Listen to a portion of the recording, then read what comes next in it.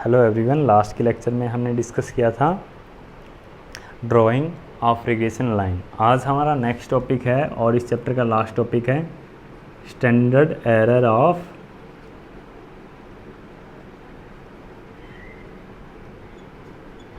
Estimate.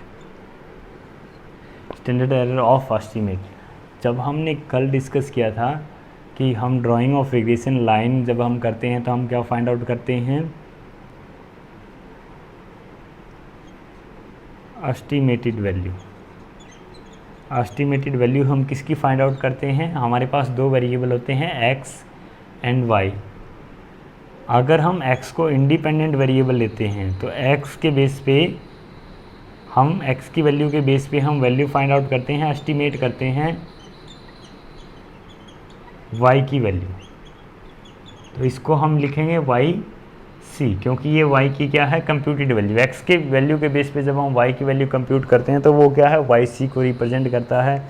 और इसी तरीके से जब हम इंडिपेंडेंट वेरिएबल y को लेते हैं तो y की वैल्यू के बेस पे हम एस्टीमेट करेंगे किसकी वैल्यू, x की वैल्यू। वो क्या होगा, xc होगा। तो ये हमने कल ही डिस्कस कर लिया था कि रिग्रेशन लाइन के बेस पे हम इस तरीके से एस्टीमेट करते हैं और जो एस्टीमेटेड वैल्यू होती है उसी के बेस पे हम रिग्रेशन लाइन ड्रॉ करते हैं। तो कल हमने ये डिस्कस किया था।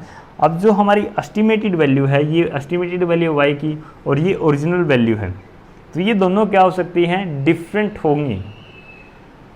ज़रूरी नहीं है कि हमारा जो एस्टिमेशन है वो 100% एक्यूरेट हो, क्योंकि कोई भी एस्टिमेशन आपका 100% एक्यूरेट नहीं होता।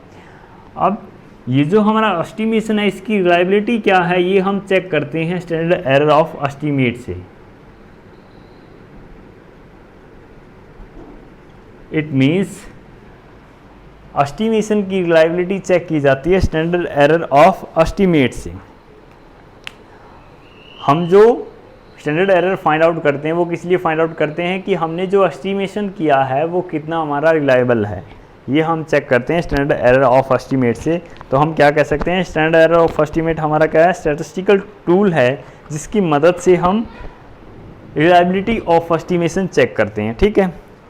अगर हम दूसरे वर्ड्स में स्टैंडर्ड एरर ऑफ एस्टीमेट को डिफ़ाइन करना चाहें तो इस तरीके से हम डिफ़ाइन कर सकते हैं, क्योंकि देखो जो हमारा विभ्रम उत्पन्न होता है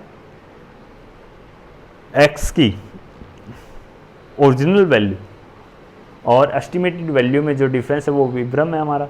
अब वो जो विभ्रम उत्पन्न होता है उसका अगर हम प्रमाप विचलन प्राप्त करते हैं तो वो हमारा क्या है, अनुमान का प्रमाप विचलन है। ठीक है, या स्टैंडर्ड एरर ऑफ एस्टीमेट हम इसे कहते हैं। अब इसका फॉर्मूला क्या होगा, स्टैंडर्ड एरर ऑफ एस्टीमेट आप फाइंड आउट कैसे करोगे? इसके लिए देखो हमने जो कोरिलेशन वाला चैप्टर स्टडी किया था उसमें हमने एक टॉपिक डिस्कस किया था, coefficient of determination.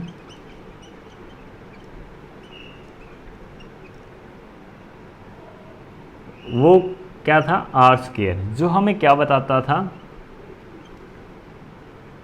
Are square is equal to क्या था, अगर आपको ध्यान हो तो एक्सप्लेन वेरिएशन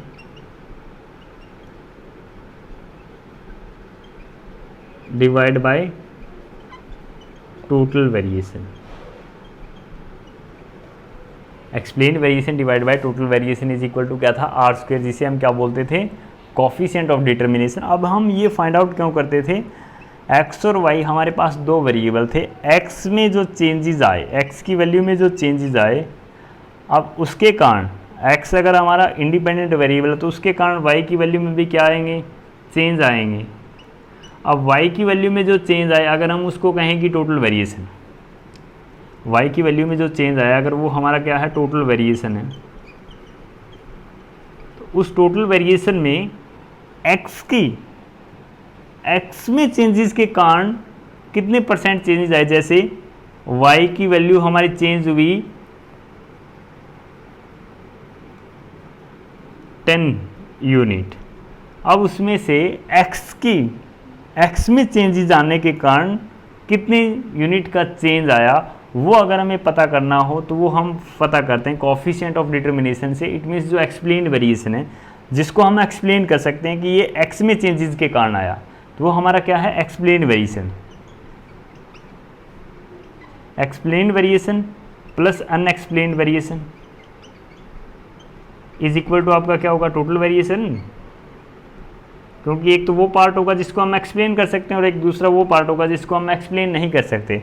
अब इसमें से जैसे अगर हम फाइंड आउट करते हैं तो 8 जो यूनिट है उसका चेंज आता है हमारा, उसको एक्सप्लेन करता है x का चेंजेस, तो बाकी का जो 2 यूनिट का चेंजेस है वो अनएक्सप्लेन वेरिएशन है। अब ये हम फाइंड आउट करते थे जैसा हमने डिस्कस किया था आर स्क्वायर की मदद से।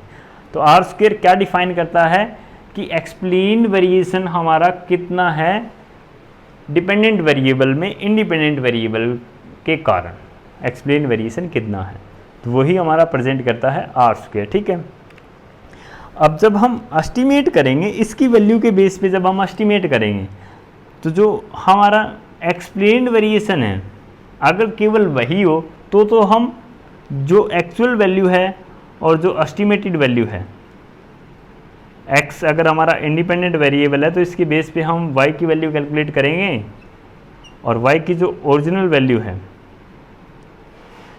इन दोनों के बीच में क्या होगा, ये एक्चुअल वैल्यू है और ये एक एस्टिमेटेड वैल्यू है, तो इन दोनों के बीच में डिफरेंस नील होगा अगर केवल एक्सप्लेन्ड वेरिएशन हमारा एग्जिस्ट करता है। अगर अनएक्सप्लेन्ड वेरिएशन भी एग्जिस्ट करता है इट मीन्स अदर फैक्टर के कारण भी चेंजेस आते हैं y में, केवल x ही ऐसा फैक्टर नहीं है जो अफेक्ट करता है y को, अदर फैक्टर भी हैं जो अफेक्ट करते हैं y को, तो उनके कारण जो चेंजेस आता है वो हम यहाँ से पता नहीं कर पाएंगे। तो इसके बेस पे अगर हम एस्टिमेशन लगाएंगे तो हमारा एस्टिमेशन क्या होगा, 100% एक्यूरेट नहीं होगा। क्यों? क्योंकि जो दूसरे वेरिएबल हैं वो भी अफेक्ट कर रहे हैं y को, तो जो दूसरे वेरिएबल का इफेक्ट है वो हमारा प्रेजेंट होता है अनएक्सप्लेन्ड वेरिएशन के थ्रू। अब अनएक्सप्लेन्ड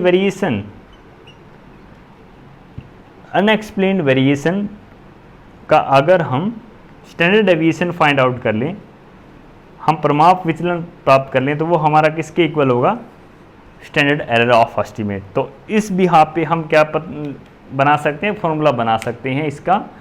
तो हम इसको फॉर्मूले के रूप में इस तरीके से लिख सकते हैं, स्टैंडर्ड एरर ऑफ एस्टीमेट आप किस तरीके से प्राप्त करोगे, अनएक्सप्लेन्ड वेरिएशन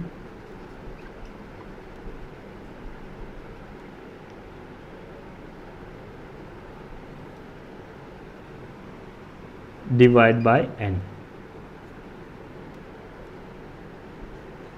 और ये जो सारी वैल्यू है ये इसका स्क्वायर रूट हमें अप्लाई करना होगा, क्योंकि जब हम स्टैंडर्ड डेविएशन फाइंड आउट करते हैं तो स्क्वायर रूट लगाते हैं। ठीक है, तो under root unexplained variation divide by n। अब अनएक्सप्लेन्ड वेरिएशन आप कैसे फाइंड आउट करते हो,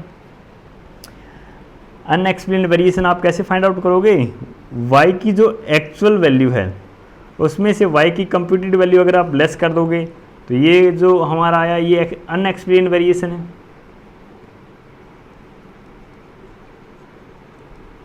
अनएक्सप्लेन्ड वेरिएशन है कि नहीं है, क्योंकि अगर अनएक्सप्लेन्ड वेरिएशन नहीं होता तो y is equal to Y C होता हमारा।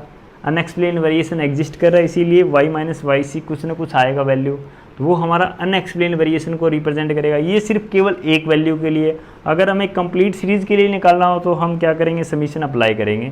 तो इसी तरीके से इसको अगर हम अगेन फॉर्मूले के रूप में लिखेंगे तो स्टैंडर्ड एरर ऑफ एस्टीमेट अगर हमें फाइंड आउट करना है तो वो हमारा फॉर्मूला होगा summation of y minus Y C का स्क्वायर डिवाइड बाय n। अब हम स्क्वायर क्यों अप्लाई करते हैं, y माइनस वाई सी का समीशन अगर हम करेंगे वो हमेशा ज़ीरो के इक्वल होगा, वो हमेशा ज़ीरो के इक्वल होगा, इसीलिए हमें क्या करना होगा, इसका स्क्वायर करना होगा। इसीलिए हम summation of y minus Y C का स्क्वायर फाइंड आउट करेंगे, क्योंकि इनका समीशन तो हमेशा ज़ीरो ही आना है। तो जीरो को हम 9 से डिवाइड करेंगे तो वैल्यू हमारे पास कुछ आएगी नहीं, तो इसीलिए हम y माइनस वाई सी का स्क्वायर लेकर के वैल्यू कैलकुलेट करते हैं। तो इसीलिए मैंने यहाँ लिखा है summation of y minus Y C का स्क्वायर डिवाइड बाय n। और ये जो इस तरीके से हम ये जो हमारा फॉर्मूला बना है ये किसके लिए बना है, standard error of y on x, S Y X, standard error of y on x regression line के लिए हमारा ये फॉर्मूला बना है। देखो जैसे हमारे पास रिग्रेशन लाइन 2 थी वैसे ही हमारे पास स्टैंडर्ड एरर भी 2 होंगी। जैसे रिलेशन लाइन हमारे पास थी y ऑन x, जिसमें हम क्या करते थे, y की वैल्यू फाइंड आउट करते थे इस इक्वेशन की मदद से। ये इक्वेशन हम प्राप्त कर लेते थे, रिग्रेशन इक्वेशन। और दूसरी इक्वेशन हमारी क्या थी, x ऑन y, इसमें हम x की वैल्यू फाइंड आउट करते थे। ठीक है, इस इक्वेशन की मदद से। इसी तरीके से अब जो हम स्टैंडर्ड एरर ऑफ एस्टीमेट प्राप्त करेंगे वो भी हमारे लिए क्या होंगे, 2 होंगे। जब हम स्टैंडर्ड एरर ऑफ एस्टीमेट प्राप्त कर रहे हैं फर्स्ट रिग्रेशन लाइन के लिए, जो regression line y on x है, तो इसके लिए हम जो वर्ड यूज करेंगे स्टैंडर्ड एरर के लिए s, और y ऑन x के लिए आप लिखोगे yx। ठीक है, इसी तरीके से standard error of x on y के लिए आप क्या लिखोगे, sxy। तो syx के लिए तो फॉर्मूला हम पहले ही डिस्कस कर चुके हैं। फॉर्मूला हमारा क्या होगा, ये होगा। xy के लिए हमारा फॉर्मूला क्या होगा, इसमें जो हम वैल्यू रखेंगे under root summation of x minus x c का स्क्वायर डिवाइड बाय n, ये होगा हमारा फॉर्मूला। तो इट मीन्स इसमें जो वैल्यू आ जाएगी वो आनी x की आ जाएगी। ठीक है, ये तो हमारा है फर्स्ट फॉर्मूला। अब उसके बाद जो सेकंड फॉर्मूला हमारा, वो हम तब अप्लाई कर सकते हैं जब हमारे पास r की वैल्यू हो, या standard deviation of x and standard deviation of y आपको गिवन हो, और bxy और byx आपको गिवन हो, तो r की वैल्यू आप निकाल सकते हो और फिर आप ये फॉर्मूला अप्लाई कर सकते हो। तो standard deviation of standard error of y on x के लिए जो दूसरा फॉर्मूला हमारा वो क्या होगा, standard deviation of y into में under root 1 minus r square, ये हमारा फॉर्मूला होगा फर्स्ट इक्वेशन के लिए, फर्स्ट लाइन के लिए। दूसरी sy x के बाद sxy के लिए हमारा फॉर्मूला क्या होगा, standard deviation of x into में 1 minus r square, under root r square है, sorry, standard deviation of x into में under root 1 minus r square. अब 1 माइनस आर स्क्वेयर हमने पहले ही डिस्कस किया हुआ है, ये क्या है, कोफिशिएंट ऑफ नॉन डिटर्मिनेशन, जो क्या रिप्रेजेंट करता है, के स्क्वेयर। इट मीन्स ये कोफिशिएंट ऑफ नॉन डिटर्मिनेशन हमें ये बताता है कि हमारा अनएक्सप्लेन्ड वेरिएशन क्या है, unexplained variation divide bye explained variation, sorry total variation.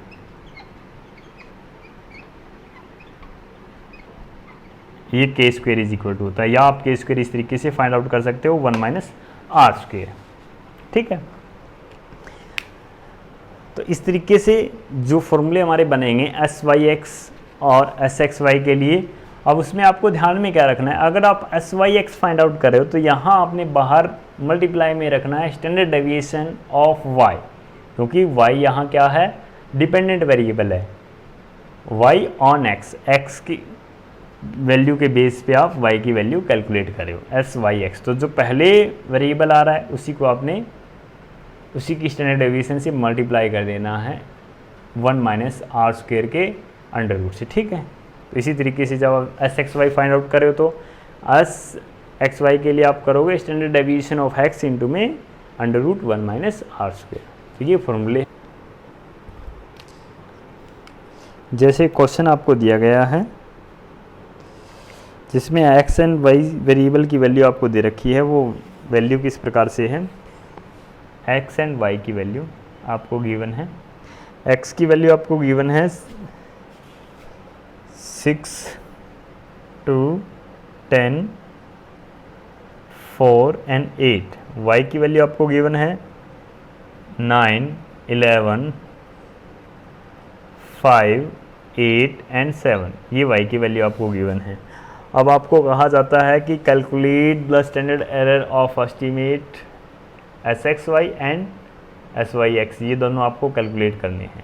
अब इनके लिए फॉर्मूला क्या है, दोनों के लिए हम पहले ही डिस्कस कर चुके हैं। syx के लिए क्या है, under root summation of y minus yc divide by n, और इसके लिए फॉर्मूला हमारा क्या है, under root summation of x minus X divide by n, ये फॉर्मूला हमारा।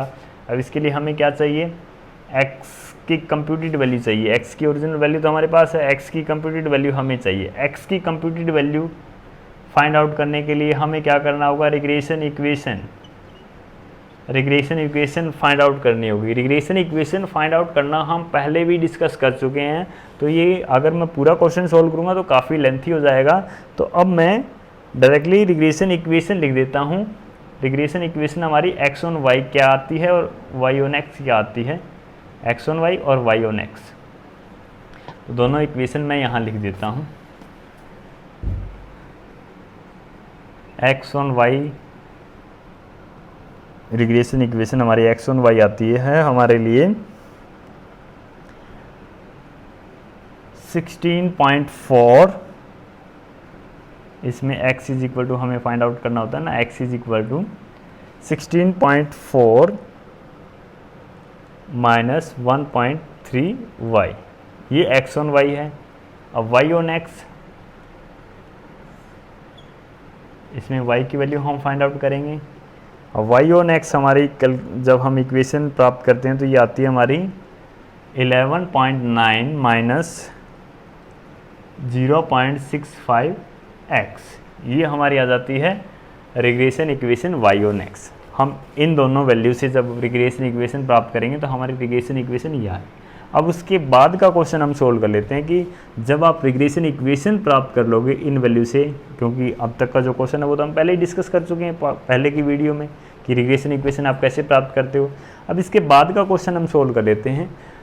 अब इन इक्वेशन के बेस पे आप क्या करोगे, कंप्यूटेड वैल्यू कैलकुलेट करोगे। कंप्यूटेड वैल्यू पहले आप कैलकुलेट करोगे एक्स सी आप कैसे कैलकुलेट करोगे, यहाँ आप x की वैल्यू इस तरीके से कैलकुलेट करोगे, ये इक्वेशन आप रख दो 16.4 माइनस 1.3, अब इंटू में y की वैल्यू रखते चले जाओ, यहाँ 9 है, और इसी तरीके से 16.4 माइनस 1.3 इंटू में यहाँ y की वैल्यू 11 है, 16.4 माइनस 1.3 इंटू में यहाँ y की वैल्यू 5, नेक्स्ट के लिए 16.4 माइनस 1.3 इंटू में 8, नेक्स्ट के लिए 16.4 माइनस 1.3 इंटू में 7।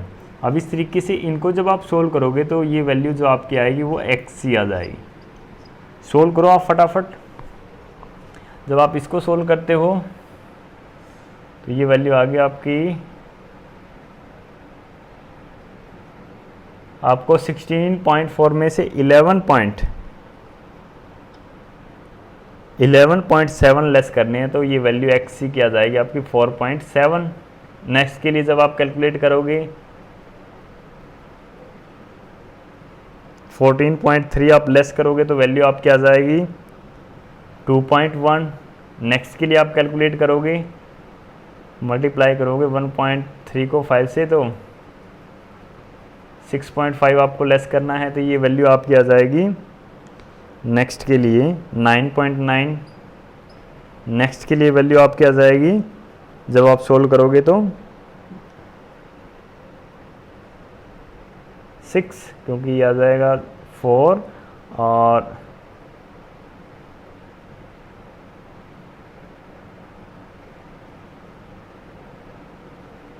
12.4, तो इसमें से लेस करोगे तो ये वैल्यू आपकी 4 रह जाएगी।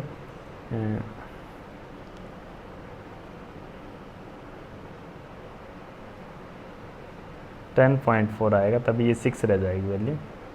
नेक्स्ट के लिए आपकी वैल्यू रह जाएगी 1 और 7 9.1 आप इसमें से लेस करोगे तो ये रह जाएगा आपका 7.3।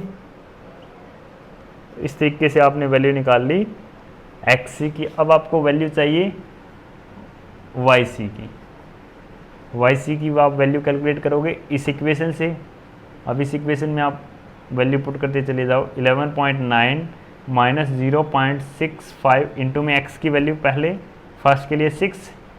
अब इसी तरीके से 11.9 माइनस 0.65 इंटू में x की वैल्यू 2, 11.9 माइनस 0.65 इंटू में x की वैल्यू 10, 11.9 माइनस 0.65 इंटू में x की वैल्यू अब इसके लिए हमारी 4, और नेक्स्ट के लिए 11.9 माइनस 0.65 इंटू में x की वैल्यू है 8।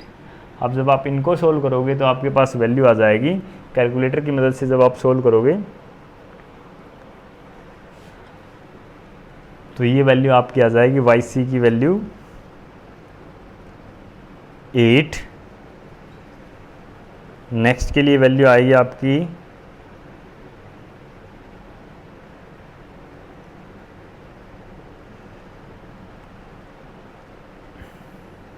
इसको आप मल्टीप्लाई कर लो तो ये वैल्यू आ जाएगी आपकी 1.3। इसमें से 1.3 आप लेस करोगे तो ये रह जाएगा आपका 10.6। नेक्स्ट के लिए वैल्यू आपकी 10 से आपको मल्टीप्लाई करना है तो ये वैल्यू आ जाएगी 6.5। इसमें से अगर आप 6.5 लेस करोगे तो ये वैल्यू रह जाएगी आपकी 5.4। नेक्स्ट में आप मल्टीप्लाई जब करोगे 4 से तो ये वैल्यू आपकी आ जाएगी 2.6।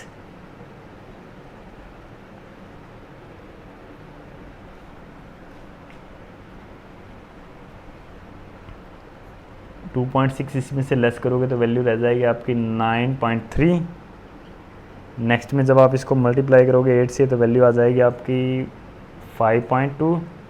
5.2 जब इसमें से लेस करोगे तो वैल्यू आएगी आपकी 6.7। तो ये वैल्यू आ गई आपकी वाई सी की। तो इस तरीके से आपको एक्स सी और वाई सी निकाल लेना है, ठीक है। अब उसके बाद आपको क्या चाहिए,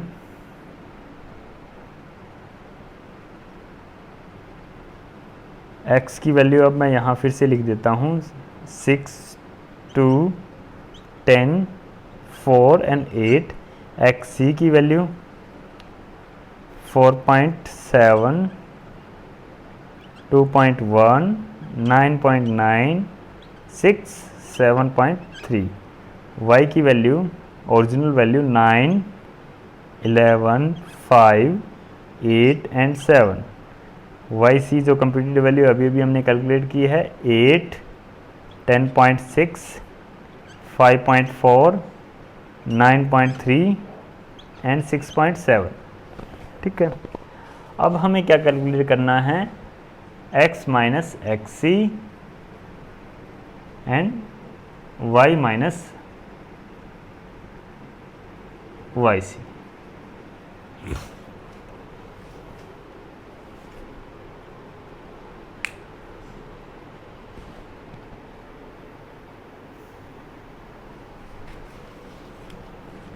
x माइनस एक्स सी आप कैसे फाइंड आउट करोगे, x में से x माइनस सी लेस करोगे तो वैल्यू आपकी कितनी रह जाएगी 1.3। नेक्स्ट के लिए वैल्यू आपकी क्या आ जाएगी माइनस के 0.1। नेक्स्ट के लिए वैल्यू आपकी क्या आ जाएगी 0.1। नेक्स्ट के लिए वैल्यू माइनस के 2 और नेक्स्ट के लिए आपकी वैल्यू आएगी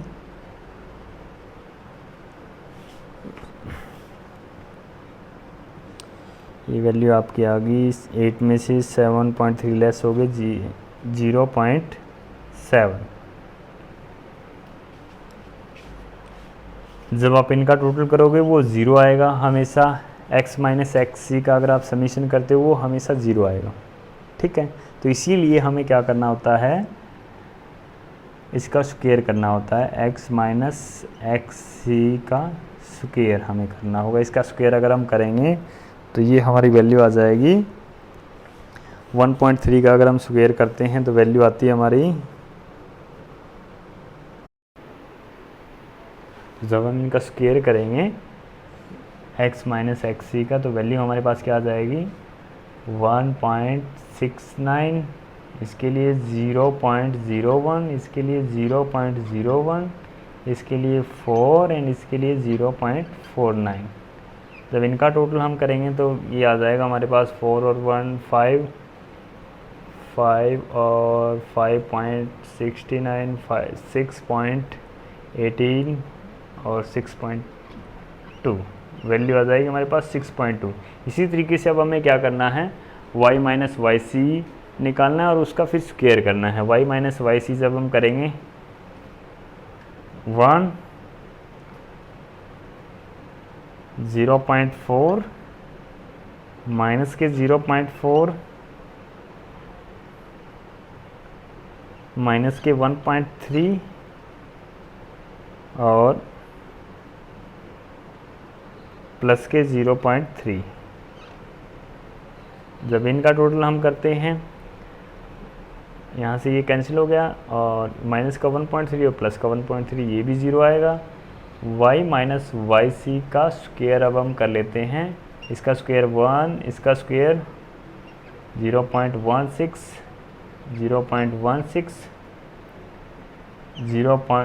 1.69 और इसका स्क्वायर 0.09। जब इनका टोटल हम करेंगे तो टोटल हमारे पास आ जाएगा 1 और 1 2, 2.70 और 2.3.1 और 3. इनका टोटल आपका आ जाएगा 3.1। अब हमारे पास वैल्यू है summation of x minus x c का square, summation of y minus Y C का स्क्वायर, दोनों की वैल्यू है हमारे पास। तो अब हमारे पास जो फॉर्मूले थे उनमें हम वैल्यू पुट करके ये वाली चीज़ें मैं रफ कर देता हूँ एक बार के लिए। फॉर्मूला हमारा क्या था, एस एक्स वाई के लिए under root summation of x minus x c का स्क्वायर डिवाइड बाय n, और एस वाई एक्स के लिए under root summation of y minus Y C का स्क्वायर डिवाइड बाय n। अब यहाँ हम वैल्यू पुट कर देते हैं। यहाँ जो वैल्यू हमारी कितनी आई, x माइनस एक्स सी का स्क्वायर 6.2, हम वैल्यू पुट करेंगे अंडर रूट 6.2 डिवाइड हम करेंगे n हमारा कितना है, देखो 1 2 3 4 5, n हमारा 5 है, 5 से इसको डिवाइड कर देंगे तो ये वैल्यू हमारी आ जाएगी अंडर रूट 5 से जब डिवाइड करेंगे 1.24, वैल्यू आ जाएगी हमारी 1.24। इसका जब हम again under root find out करेंगे तो वैल्यू आ जाएगी हमारी 1.113। तो ये आ गया हमारा एस एक्स वाई, दूसरा एस वाई एक्स। यहाँ जो वैल्यू है y माइनस वाई सी का square under root 3.1 divide by 5, इसको जब हम सोल्व करेंगे तो वैल्यू आ जाएगी हमारी अंडर रूट, ये चला जाएगा 0.62 का जब हम स्क्वायर रूट फाइंड आउट करेंगे तो वैल्यू आ जाएगी हमारी 0.787।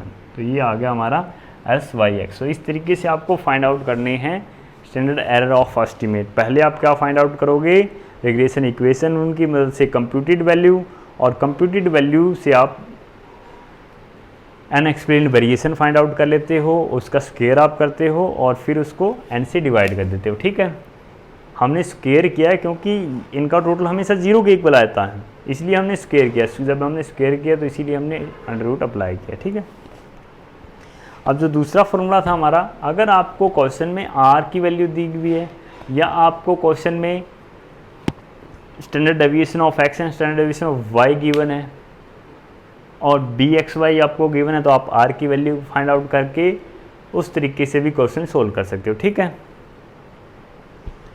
तो वो तो बिल्कुल ईजी होगा।